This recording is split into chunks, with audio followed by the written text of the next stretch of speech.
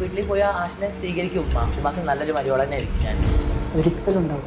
എൻ്റെ മോൻ അത് എന്ന് ഒഴിവാക്കി ഇങ്ങോട്ട് വന്നാൽ ഞാൻ സ്വീകരിക്കാൻ തയ്യാറാണ്. അവൻ്റെ കൂടെ ജീവിക്കുകയാണെങ്കിൽ ഇതെന്നെ പറയണം നിങ്ങളുടെ മുമ്പിൽ. ഞാൻ മരിച്ചാലടക്കം പറയരുന്നു എൻ്റെ മക്കളോട് ഞാൻ പറഞ്ഞു.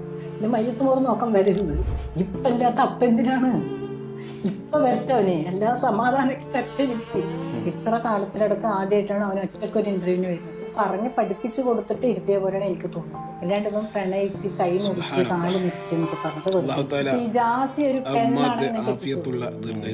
ആണും പെണ്ണും കെട്ടാൻ നമ്മളൊക്കെ പല കുടുംബത്തിലും ഉമ്മയും മക്കളുമായിട്ടൊക്കെ പല പ്രശ്നങ്ങളൊക്കെ ഉണ്ടാവും. അതുമായിട്ടൊക്കെ ചെറിയ പ്രയാസങ്ങളൊക്കെ ഉമ്മാക്കും മക്കളൊക്കെ ഉണ്ടാവും. അതൊക്കെ സ്വാഭാവികമാണ്. ഈ ഉമ്മയുടെ അവസ്ഥ അത് വേറെ ഒരു ഉമ്മാക്കും വരാതിരിക്കട്ടെ. വന്നതായിട്ട് കാണാനോ കേൾക്കാനോ അല്ലാഹു തആല വിധി നമുക്കാർക്കും തരാതിരിക്കട്ടെ. കാരണം നമുക്ക് തന്നെ അത് കണ്ടിട്ട് സഹിക്കണില്ല. അപ്പോൾ ഉമ്മാൻ്റെ ആ മനസ്സിൻ്റെ വേദന അത്രത്തോളം ഉണ്ടാവും. 10 മാസം നൊന്ത് പ്രസവിച്ച് ത്യാഗം സഹിച്ച് പട്ടിണി കിടന്ന് നൊന്ത് പ്രസവിച്ച ഒരു മോൻ്റെ ജീവിതം തൊലിയുമ്പോൾ ഉണ്ടാകുന്ന ഉമ്മമാരുടെ അവസ്ഥ ചിന്തിച്ച് നോക്കിയിട്ടുണ്ടോ? മക്കൾ വഴികേടിലായാൽ തന്നെ, ഒരു ചെറിയ തോതിൽ വഴികേടിലായാൽ തന്നെ ഉമ്മമാർക്ക് സഹിക്കില്ല. ഇത് എത്രത്തോളം ആ ഉമ്മയുടെ മനസ്സ് വേദനിച്ചിട്ട് പറയുന്നത്. കരഞ്ഞ് പറയുന്നുണ്ടില്ലേ, മരിച്ച മയ്യത്ത് പോലും കാണാൻ വരരുത്. ഇപ്പം ഇല്ലാത്ത എന്തിലും അപ്പോൾ ശരി തന്നെയാണ്. അതെല്ലാവർക്കും ഒരു പാഠം തന്നെയാണ്. ജീവിച്ചിരിക്കുമ്പോൾ എന്ത് ചെയ്യണം? ഹയാത്തിൽ ഉള്ളപ്പോൾ എന്ത് ചെയ്യണം? തിരുത്താൻ മനസ്സ് കാണിക്കണം. അവിടെയാണ് ഈമാൻ ഉണ്ടാവുക. അല്ലാണ്ട് ജീവിച്ചിരിക്കുന്ന കാലത്ത് കുറേ തോന്നിയ വാസങ്ങളും തെണ്ടിത്തരങ്ങളും അതിലൂടെ ജീവിച്ചിട്ട് അവസാനം ആരെങ്കിലുമൊക്കെ മരണപ്പെട്ടു പോയിട്ട് പിന്നെ കിടന്നിട്ട് മനസ്സ് വേദനിപ്പിച്ചാൽ അതിൽ നന്മയൊന്നും ഉണ്ടാവില്ല. മനസ്സിലാവുന്നുണ്ടോ? ഇവിടെ ജാസി എന്ന് പറയുന്ന വ്യക്തിയോട് പറയാനുള്ളത്, ഓൻ പറയുന്നത് ആ ഉമ്മക്ക് നല്ല മരുമോൾ തന്നെയായിരിക്കും. ഞാൻ പടച്ച റബ്ബാൻ എൻ്റെ മുമ്പിലാണ് ഇത് സംസാരിച്ചതെങ്കിൽ അടിച്ച എൻ്റെ പല്ലി ഞാൻ താഴെയിട്ടുണ്ടാവും. വരുന്ന കേസ് ഞാൻ പിന്നെ കാണും. എനിക്കതിലാരും പേടിയൊന്നുമില്ല. എന്നെ വിമർശിച്ചിട്ട് ഞാൻ പല വീഡിയോസുകൾ ചെയ്ത സമയത്ത് പല സ്ഥലത്തെ നാട്ടിൽ നിന്നും ഇവിടെ നിന്ന് തന്നെ കുറേ എൻ്റെ പരിസരത്തുള്ള ആളുകളെ തോന്നുന്നുണ്ട്.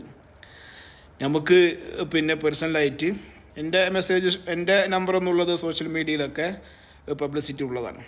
ഫോണിലൂടെ വാട്സപ്പിലൊക്കെ ബന്ധപ്പെട്ടിട്ട് ഇങ്ങനെ പറയലുണ്ട്. ഓനോട് പറഞ്ഞിട്ട് കാര്യമില്ല, ഓൻ്റെ ഹോർമോൺ അങ്ങനെയാണ്, ഓൻ്റെ ജീവിതം അങ്ങനെയാണ്, നമ്മൾ അവരെ ഒന്നും പറയാൻ പാടില്ല, അങ്ങനെ എങ്ങനെയൊക്കെ പറഞ്ഞിട്ട് ഓനെ ന്യായീകരിച്ച് പറയലുണ്ട്. അനക്ക് ഹോർമോണിൻ്റെ പ്രശ്നമൊന്നുമില്ല. കുറ്റിപ്പുറത്ത് ഒന്നും കൂടെ ആഴത്തിൽ പറയുകയാണെങ്കിൽ കുറ്റിപ്പുറത്ത് ആമ്പിള്ളേരില്ലാത്തതിൻ്റെ പ്രശ്നമാണ്. മനസ്സിലാവുന്നുണ്ടോ? 4 ആൾ ചേർന്ന് എന്നെ വലിച്ചിട്ട് കീറിയിട്ട് ആറ്റിച്ച് പദം വരുത്തിയിട്ടുണ്ടല്ലോ. ആറ്റിച്ച് പദം വരുത്തിയിട്ട് എന്നെ ഹോസ്പിറ്റലിൽ കൊണ്ടാക്കിയിട്ട് എന്ത് ചെയ്യണം? ട്രീറ്റ്മെൻറ്റ് കഴിഞ്ഞിട്ട് എന്നെ എൻ്റെ പെരിയെ കൊണ്ടാക്കണം. എന്നിട്ട് 1 മാസം റെസ്റ്റ് എടുത്തിട്ട് പുറത്തിറങ്ങിയാൽ ഇജ്ജ് പാൻറ്റ് ഷർട്ടിട്ട് നടന്ന എന്താവും? യഥാർത്ഥ ആൺകുട്ടിയാവും. എൻ്റെ ഹോർമോണിൻ്റെ പ്രശ്നവും എൻ്റെ ആ കുലുങ്ങിക്കുലുങ്ങി നടത്തവും ചാട്ടവും ഒക്കെ അതിലും ശരിയാവും. അടി കിട്ടാത്തതിൻ്റെ കുഴപ്പമാണ്. അതിന് പറ്റിയ തൻ്റെ അടികൾ എൻ്റെ കുടുംബത്തിലും ഇല്ല, എൻ്റെ പരിസരത്തും ഇല്ല എന്നാണ് എനിക്ക് പറയാനുള്ളത്. മനസ്സിലാവുന്നുണ്ടോ? പിന്നെ ആശി, ഇജ്ജ് ഉമ്മാൻ്റെ വേദന അറിയാണ്ട് സ്വന്തം ഉമ്മാൻ്റെ പെറ്റുമ്മാൻ്റെ വേദന അതെനിക്ക് മനസ്സിലാവില്ല എന്നുണ്ടെങ്കിൽ ഇജ്ജ് മനുഷ്യനാ? മരക്കഴുതേ, അന്നെന്താ ചെയ്യേണ്ടത്? എടാ, ജീവിച്ചിരിക്കുമ്പോൾ നന്നാകാൻ ശ്രമിക്കണം. മനസ്സിലാവുന്നുണ്ടോ? ജീവിതത്തിൻ്റെ ഹൈറ് അത് എങ്ങനെയാണോ അതിലൂടെ സഞ്ചരിക്കാൻ കഴിയണം. അവസാനം മരിച്ചു പോയിട്ട് പിന്നെ കിടന്ന് മൂങ്ങിയിട്ട് കാര്യമൊന്നുമില്ല. ഈ കോലത്തിൽ ഇജ്ജ് മരിച്ചുള്ള എൻ്റെ പരലോക ജീവിതം ആലോചിച്ച് നോക്കിയാണ്. എന്തെങ്കിലും ഒരു നന്മ ചെയ്തിട്ടുണ്ടെങ്കിൽ അതും കൂടെ ഇല്ലാതാവൂലേ? നമ്മളൊക്കെ തെറ്റ് ചെയ്യുന്ന ആളുകൾ തന്നെയാണ്. നമ്മളിപ്പോൾ അത്ര അങ്ങനെ പുണ്യാളന്മാരൊന്നുമില്ല. ഈ കോലത്തിൽ ഇജ്ജ് മരണപ്പെട്ടു പോയാൽ എൻ്റെ അവസ്ഥ ഒന്ന് ആലോചിച്ച് നോക്കിയാണ്. പരലോക ജീവിതം ഒന്ന് ആലോചിച്ച് നോക്കിയാണ്. ഈ ഉമ്മാൻ്റെ ശാപം എവിടെ കൊണ്ട് തീർക്കാൻ നിങ്ങൾ? എവിടെ കൊണ്ട് തീർക്കാൻ ഈ പാവങ്ങളൊക്കെ? നിങ്ങൾക്ക് ഹജ്ജ് ചെയ്താൽ ഈ പാവം പോവുമോ? ഒരിക്കലും പോവില്ല. അതുകൊണ്ട് എന്ത് ചെയ്യണം? ജീവിച്ചിരിക്കുമ്പോൾ നല്ല ബുദ്ധി കൊണ്ട്, ചോറ് തിന്നുന്ന ബുദ്ധി കൊണ്ട് ചിന്തിച്ച് ഹൈറായ വഴിയിലൂടെ സഞ്ചരിച്ചിട്ട് എന്ത് ചെയ്യണം? നല്ല രീതിയിൽ യോജിച്ച് പോകാൻ കഴിയണം. മനസ്സിലാവുന്നുണ്ടോ? പിന്നെ ജാസി ഓൻ പറയുന്നുണ്ട്, ആ ഉമ്മ സ്വീകരിക്കുകയാണെങ്കിൽ നല്ല മരുമോളാവുന്നു. ഇജ്ജെങ്ങനെ മരുമോളാവുക? അന്നെ പടച്ചത് സ്ത്രീകളുടെ സ്വഭാവ വിശേഷത്തോടു കൂടിയാ? അനക്ക് പിരീഡാവലുണ്ടോ? അനക്ക് മാസക്കൂലി ഉണ്ടാവലുണ്ടോ? ഉണ്ടോ? എങ്ങനെയാണ് നല്ല മരുമോളാവുക?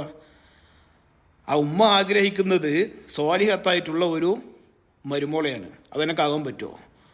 ആ ഉമ്മാക്ക് വല്യമ്മയാകാൻ പറ്റുമോ? ആ ഉമ്മാൻ്റെ മോൻ്റെ മക്കളെ പ്രസവിക്കാൻ പറ്റുമോ എന്നെക്കൊണ്ട്? ഇജ്ജ് മുസ്ലിമാണെന്ന് അവകാശപ്പെടുന്നുണ്ട്. എൻ്റെ ഐഡിയ ഒന്ന് പരിശോധിച്ച് നോക്കിയാനും. ഇജ്ജ് മുസ്ലിമാണ് എന്ന് അവകാശപ്പെട്ടിട്ടുള്ള അതിന് ശേഷമുള്ള എൻ്റെ വീഡിയോസൊക്കെ എടുത്ത് പരിശോധിച്ച് നോക്കിയാനും.